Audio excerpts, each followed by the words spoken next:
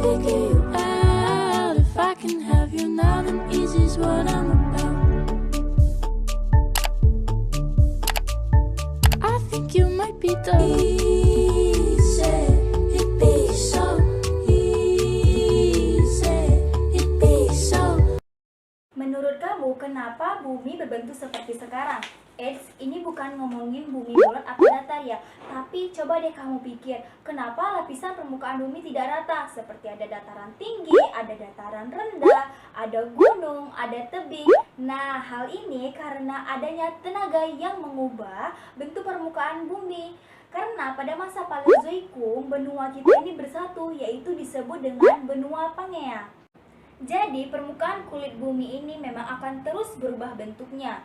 Maka tenaga ini dibagi menjadi dua, ada tenaga endogen dan tenaga eksogen. Maka dalam video pembelajaran ini kita akan membahas mengenai tenaga eksogen. Jadi tenaga eksogen ini merupakan tenaga yang berasal dari luar bumi, yang bersifat merusak, mengikis permukaan bumi, terutama pada bagian-bagian tinggi. Tetapi di sisi lain tenaga eksogen ini juga dapat mengisi di bagian rendah. Jadi, ada berbagai faktor yang dapat menyebabkan tenaga eksogen, yaitu ada pelapukan, erosi, sedimentasi, dan pergerakan massa tanah. Pelapukan adalah proses penghancuran massa batuan menjadi massa tanah. Nah, kamu pasti pernah melihat rantai yang berkarat, bukan? Nah, itu merupakan proses terjadinya pelapukan. Jadi proses pelapukan itu berlangsung dengan waktu yang sangat lama. Jadi ada beberapa faktor yang dapat menyebabkan pelapukan, yaitu seperti iklim, cuaca, topografi, dan organisme lainnya. Proses terjadinya pelapukan ada tiga. Yang pertama ada pelapukan fisik, pelapukan biologis, dan pelapukan kimiawi.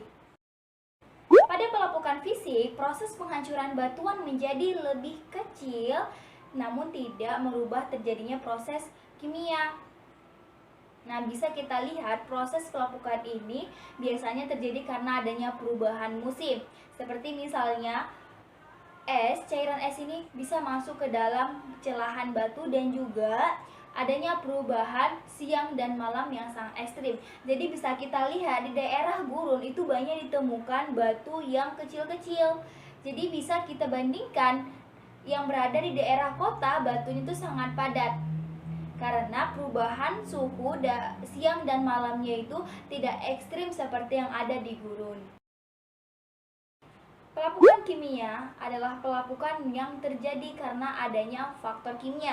Nah, salah satu faktor kimia yang terpenting ini adalah air. Jadi kita bisa lihat contohnya misalnya gembok yang berada di pagar rumah kita itu berkarat. Itu biasanya terjadi karena sering terkena air hujan. Lah, kenapa bisa terjadi? Karena itu ketika saat terjadinya hujan, maka itu akan jadi hidrolis air.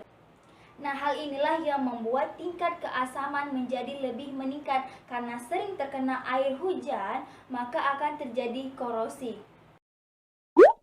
Pelapukan biologis adalah pelapukan yang disebabkan oleh adanya aktivitas organisme.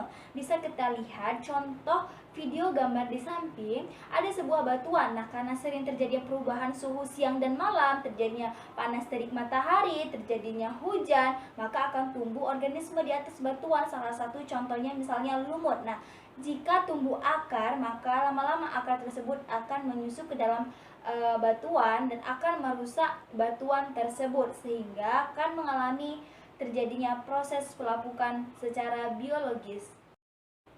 Setelah mengalami pelapukan, massa batuan yang pecah, partikel-partikel yang pecah yang menyatu dengan tanah. Nah, setelah itu tenaga eksogen selanjutnya adalah terjadinya erosi. Jadi, erosi adalah proses pengikisan pada permukaan bumi oleh media yang melibatkan pengangkatan pada partikel batuan. Jadi, berdasarkan penyebabnya, erosi dibagi menjadi 4. Ada abrasi, ablasi, eksarasi, dan korasi. Ablasi adalah erosi yang disebabkan oleh air hujan atau air sungai. Jadi ada 4 tahap yang terjadi pada ablasi ini. Yang pertama ada erosi percik, yang kedua erosi lembar, yang ketiga erosi parit, yang keempat erosi alur. Erosi percik disebabkan oleh percikan air hujan yang jatuh saat sampai di tanah. Seperti gambar yang kalian lihat ini adalah tanah yang terkena percikan air hujan.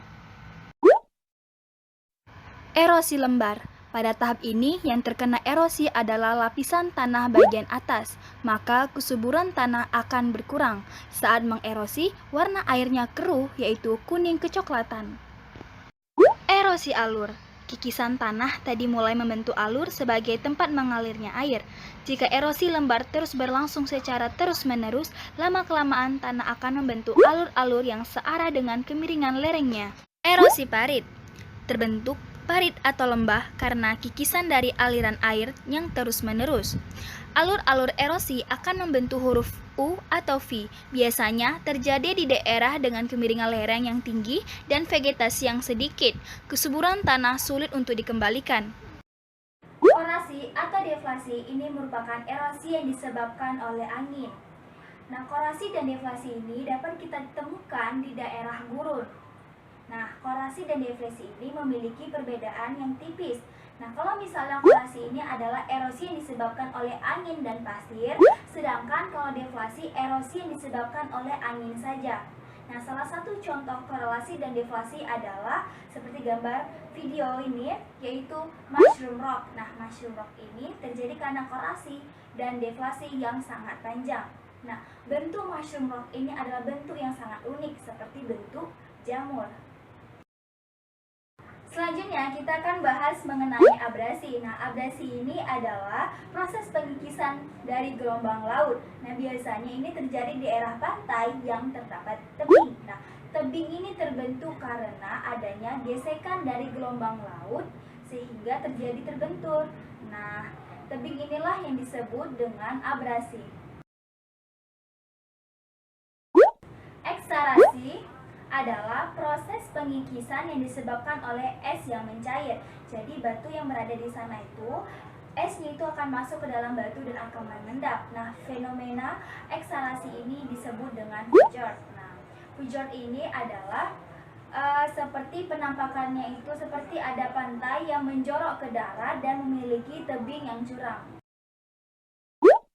Sedimentasi. Nah, sedimentasi ini adalah proses pengendapan material batuan yang dibawa oleh angin atau air.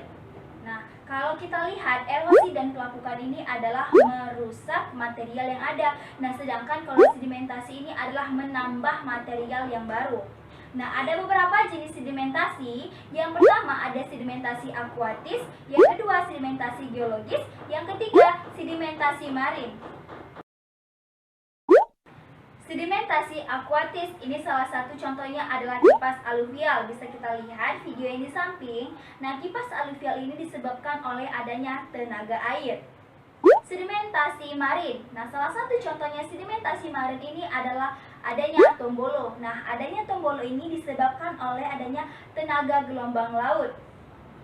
Yang ketiga ada sedimentasi geologis. Nah, sedimentasi geologis ini salah satu contohnya adalah sendan. Nah, sendan ini disebabkan oleh adanya tenaga angin.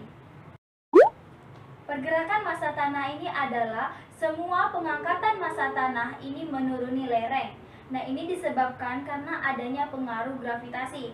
Bisa kita lihat kejadian ini disebut dengan mass wasting atau biasa kita sering melihat itu adanya terjadi longsor.